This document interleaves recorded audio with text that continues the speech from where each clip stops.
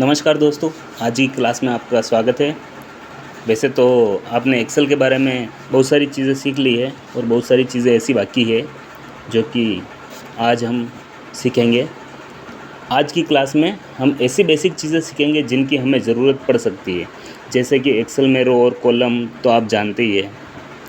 रो जो कि मैंने आपको फर्स्ट या सेकंड वीडियो में बताया था, जैसे ये आपके सामने रो है और ये इसको रो कहते हैं, और कॉलम ये जो ऊपर से DEF ये है जो कॉलम है। तो ये तो आप जानते ही हैं। अगर आप किसी टेबल में काम कर रहे हैं और टेबल बनने के बाद अगर बीच में कहीं पर भी आपको रो या कॉलम को जोड़ना पड़े या इंसर्ट करना पड़े तो आप कैसे करेंगे? किसी लाइन को हटाना हो तो आप किस तरह से हटाएंगे? तो इस तरह से आप ये जो आपकी रो है इनको आप सेलेक्ट करेंगे। ये देखो मैंने वीडियो में बता रखी है, इस प्रकार से आप सेलेक्ट करेंगे और माउस से राइट क्लिक करेंगे। माउस से राइट क्लिक करने के बाद देखो इंसर्ट, ये आपके सामने जो इंसर्ट है इस पर अपन क्लिक करेंगे तो ये देखो आपके सामने नई रो बनकर तैयार हो गई है, जो कि आप बीच में अगर इस तरह से कहीं पे भी आपको रो की ज़रूरत पड़ी तो आप रो बना सकते हैं। अभी मैंने जैसे ये एक रो सेलेक्ट करके एक रो बनाई, अब आप इसको 2, 3, 4 जिस भी तरह से सेलेक्ट करोगे उस तरह से सेलेक्ट करके ये इस तरह से आप ज़्यादा रो इंसर्ट कर सकते हो। तो इसी प्रकार से कॉलम को भी आप इसी प्रकार से सेलेक्ट करेंगे और इंसर्ट से ये कॉलम बन गया। ये आपको जैसे 2 कॉलम और साथ में बनाने हैं, तो इसी प्रकार से आप इंसर्ट करेंगे और ये आपके सामने कॉलम बन गए। ये तो दोस्तों आपके सामने कैसे इंसर्ट करते हैं जो नए बनाने थे वो, जो कि आपके समझ में आ ही गया होगा। अब इन्हीं रो या कॉलम में से किसी को डिलीट करना है तो आप किस प्रकार करेंगे? ये आपके सामने रो है, इनको आपको डिलीट करना है तो इनको सेलेक्ट किया, माउस से राइट क्लिक किया, जिस प्रकार से अपन ने इंसर्ट किया ऐसे ही राइट क्लिक किया और इंसर्ट के नीचे डिलीट का ऑप्शन है, इस पर क्लिक करेंगे, ये आपके सामने डिलीट हो गई है। इसी प्रकार से देखो ये डिलीट किया और ये डिलीट हो गई। इसी प्रकार से आप कॉलम को भी डिलीट कर सकते हो। तो इनको एक साथ में सेलेक्ट कर लेता हूँ और ये आपके सामने डिलीट कर देता हूँ, तो ये आपके सामने देखो कॉलम डिलीट हो गए। तो आपके सामने ये जो पहले अपनी सीट थी वही सीट तैयार हो गई है। अब आपको किसी रो या कॉलम को डिलीट करना तो आपको समझ में आ ही गया है और इंसर्ट करना भी समझ में आ ही गया है। अब दोस्तों मैं आपको बताता हूँ इनको हाइड करना है। अगर किसी कॉलम को आपको हाइड करना है तो आप कैसे करोगे? जैसे कि मैं आपके सामने ये ऊपर से कॉलम बता रहा हूँ, जैसे हिंदी वाले को हाइड करना, विज्ञान वाले को हाइड करना है या अंग्रेजी वाले को हाइड करना है या कुल योग को हाइड करना है, तो आप किस प्रकार से हाइड करेंगे? तो मैं आपके सामने इसको ले लेता हूँ और इसको हाइड कैसे करते हैं। तो इसी प्रकार से इसको सेलेक्ट किया, माउस से राइट क्लिक करेंगे, मैं आपके सामने माउस से राइट क्लिक करता हूँ। तो दोस्तों ये आपके सामने कॉलम को सिलेक्ट कर लिया और ये राइट क्लिक किया, इसमें आपको देखो नीचे ही नीचे हाइड का ऑप्शन दिखाई दे रहा है। ये आपके सामने देखो हाइड का ऑप्शन है, इस हाइड पर अपन क्लिक करेंगे तो ये जो अपना पूरा कॉलम है वो हाइड हो जाएगा। मतलब कि इस सीट में तो रहेगा पर अपन को दिखेगा नहीं, अपन उसकी प्रिंट देंगे इस सीट की तो वो उस प्रिंट में नहीं आएगा। ये आपके सामने देखो कॉलम को हाइड कर दिया है। अब देखो मैं आपके सामने ऊपर EFGH, तो जी वाला कॉलम हाइड हो गया। इसी प्रकार से आप रो को भी सेलेक्ट करके हाइड कर सकते हो। तो ये मैं आपके सामने देखो इसको हाइड कर दिया है, तो ये हाइड हो गई है।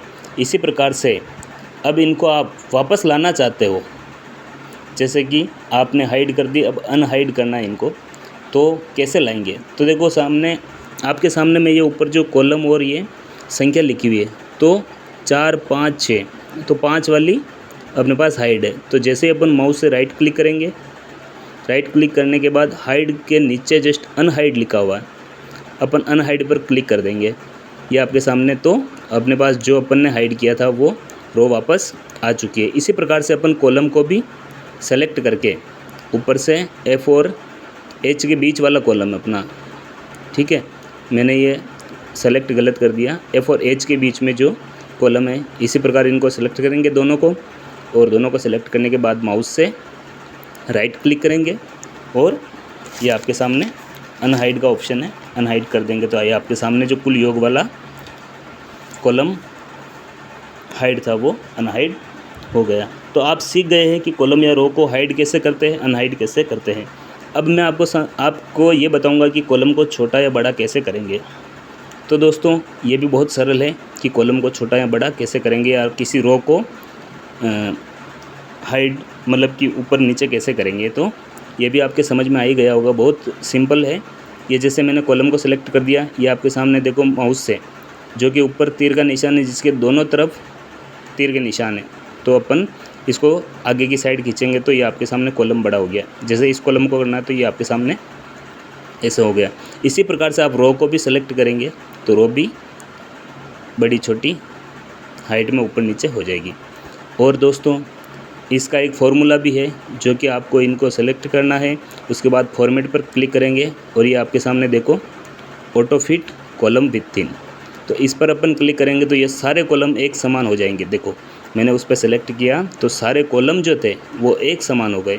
इसी प्रकार से मैं इसको पूरा सेलेक्ट करूँगा और रो को भी इसी प्रकार से ऑटो फिट रो विथ पे क्लिक करेंगे तो ये सारी जो रो है वो एक समान हो जाएगी। देखो मैंने क्लिक किया तो ये सारी रो एक जैसी हो गई है, कोई रो बड़ी या छोटी नहीं, कोई कॉलम बड़ा या छोटा नहीं, एक समान हो गया है।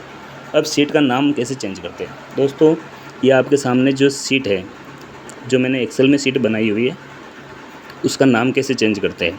तो बहुत सिंपल है दोस्तों, ये नीचे सीट लिखा हुआ है, इस पर राइट क्लिक करेंगे और ये रीनेम आपके सामने है, इस पर क्लिक करेंगे तो ये मैं इसका नाम रिज़ल्ट दे देता हूँ। तो ये आपके सामने देखो रिज़ल्ट लिखा और इंटर प्रेस करेंगे तो ये अपना नाम चेंज हो गया है। ठीक है दोस्तों, अब किसी सीट को हाइड करना है तो ये आपके सामने देखो, पहले सीट नहीं थी तो वो हाइड नहीं हो रही थी, अब ये आपके सामने 2 सीट है और सेकंड सीट पे आप किसी भी प्रकार से सीट बनाओगे तो सीट बन जाएगी। जैसे उसी प्रकार से अपन सीट बनाना चाहते हैं वो अपन सेकंड सीट पर बना सकते हैं। अब दोस्तों मैं आपको सीट 2 जो है उसको अपन डिलीट और हाइड कैसे करेंगे। तो मैं आपके सामने माउस से राइट क्लिक करूँगा और ये आपके सामने देखो डिलीट का ऑप्शन है। तो मैं पहले आपको इस सीट को हाइड करना बताऊँगा कि हाइड कैसे करते हैं। तो अपन इस हाइड पर क्लिक करेंगे तो ये सीट हाइड हो जाएगी। देखो मैंने जैसे ही क्लिक किया वो सीट हाइड हो गई है। अब उसको वापस आपको अनहाइड कैसे करना, तो जैसे ही राइट क्लिक करूँगा वही ऑप्शन अनहाइड का, अनहाइड पर क्लिक करेंगे तो आपके सामने देखो ये मैंने क्लिक किया है अनहाइड पर और ये आपके सामने जो सीट हाइड थी वो नाम आ गया है। जैसे इस प्रकार से और भी सीटें होती तो उन सभी का नाम आ जाता है, फिर जिनको सेलेक्ट करनी होती हैं वो सेलेक्ट करके अपन अनहाइड कर देते हैं। तो ये तो आपके सामने हाइड अनहाइड हो गया। अब इसको डिलीट कैसे करना है, तो उसी प्रकार से सीट को सेलेक्ट किया, ये डिलीट पर अपन क्लिक करेंगे तो ये आपके सामने डिलीट, कन्फर्म डिलीट और ये सीट डिलीट हो गई। तो ये भी आपके हाइड अनहाइड और डिलीट का समझ में आ गया।